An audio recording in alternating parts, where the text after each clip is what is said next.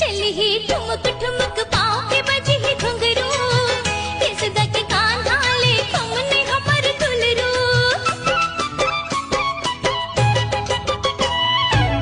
चली ही ठुमक ठुमक पाँव के बजी ही घुंघरू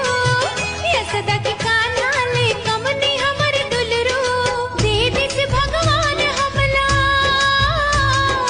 दे दिस भगवान हमला रतन ये अनमोल फूल गे हमर बगिया माँ गोंदा के फूल फूल गे हमर बगिया माँ गोंदा के फूल चली ही ठुमक ठुमक पाँव के बजी ही घुंघरू सदा के कान धाले हमने हमर दुलरू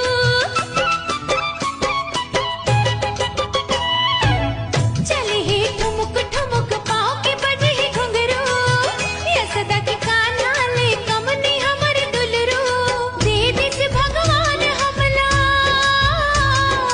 दे दिस भगवान हमला रतन ये अनमोल फूल गे हमर बगिया माँ गोंदा के फूल फूल गे हमर